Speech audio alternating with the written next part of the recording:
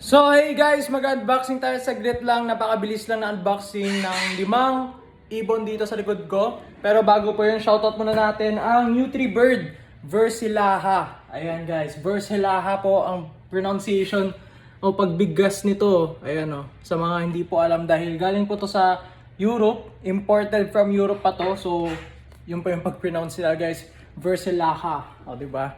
The more you know. So ayun guys, unboxing na tayo agad guys. Sabi ko kasi mabilisan lang to kasi matutulog na rin ako. So ayun guys, 3 babae, 2 lalaki po ito. So unahin na natin, mabilis lang na unboxing. Ayan, ito ay isang babae na African Grey. Ito naman ay isang babae din na African Grey guys. Sobrang lit pa nila guys, baby pa. Ito naman lalaki, napakaingay na lalaki. Ayan, ang laki na niya. Ang laki. Ito naman, babae. Ito, mga baby pa ito yung mga babae natin dito. Ayan o. Ang cute lang niya o. Oh. Ito parang, oh, bait. Ang bait niya guys. Next naman, ito guys, itong last na lalaki. Yun, ang laki na rin. Ang laki na. Minsan guys, ayun o, medyo matapang na yung mga malalaki na African Grey natin dito guys. Pero yung mga babae, ito o, itong 3, napakabait pa dahil baby pa o. Baby pa. Itong mga lalaki ang ingay na. Lumalaban na itong mga to yun o. Lumalaban no. Lumalaban na yan guys. Katahimikan. Ang galing. Mag-ingay ka. Defensive oh.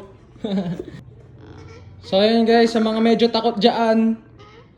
Ito, tulad nito. Kala mo matapang oh. Nagtatapang-tapang yan guys. Ayun oh. Gaganyan guys oh. Ayun oh. Pero mabait. Argi! Isa pa. Nagulat ako. Argi! Matapang nga! Masakit na pala. Ito mabait pa to eh. Ayan o. Yung iba kasi guys, ayan o. Didila-dilaan ka lang. Tulad nito, didila-dilaan ka lang. Tulad nito. Pero ito pala medyo matapang na pala to. Ang sakit nun. Ayan. Iba pa-baby pa eh. Ang tapang nito ah. Dahil ito yung pinakamatapang ito na unahin natin guys.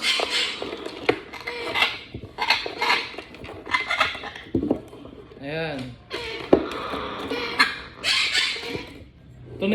Ito yung nagtuka sa akin oh. Ayan oh. Sa una lang yan matapang at takot guys. Naninibago to eh. Ayan oh. Pero mabait to. Ba't ka nanginginig? Ayan. Ano lang. Kunting lambing lang maamo na ulit to.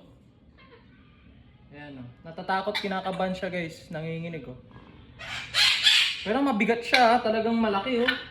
Sige guys, lagyan muna natin sa cage. Ayan guys, ito yun na yung nagtuka sa akin kanina. Kitang-kita yung wings niya o. Oh, nanginginig kanina. Pero ngayon nakahawakan ko na siya guys. Takot na takot lang, pero mabait to.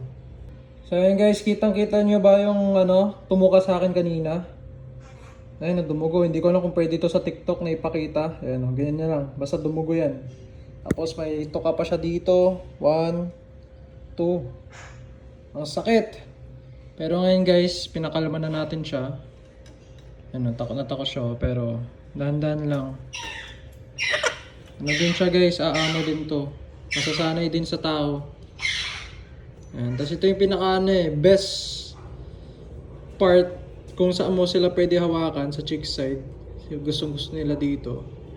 Tsaka dito sa ulo. O dito sa likod ng ulo nila, sa neck part. Ito gustong gusto nila guys. Gaganito ko lang to palagi guys, sa amo to. Ayan, sakit ng tuka.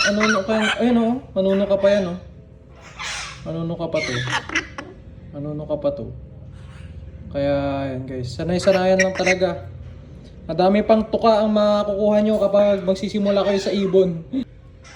Tapos ayan guys, ang balita ko kasi dito, nagsisids na to eh. Kaya nagiging ano na siya agad eh, independent eh.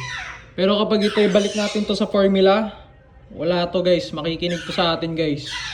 Wala tong choice para makinig sa atin. Kaya hindi ko siya papakainin ng sunflower seeds. Formula lang tayo. Itong formula ang bibigay natin guys. NutriBird formula.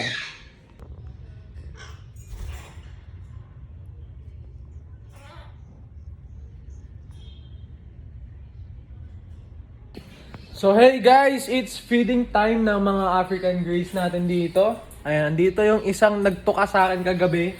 Doon siya sa dulo. You know, ayaw pa din sa atin guys. Pero lalapit yan mamaya dahil inggit yan eh. Ito yung pinakamamo ko eh.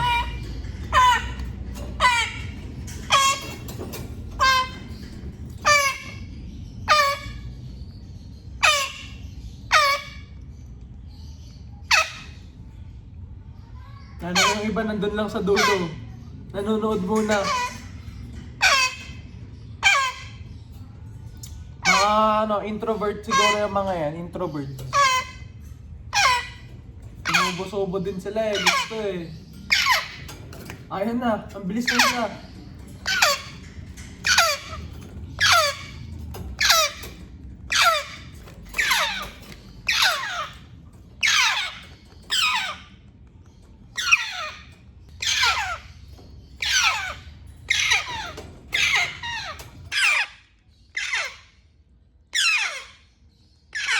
Ito yung matapang oh. Ito. Ayaw magpasubo oh. Ayaw. Parang natapakan yung wings niya.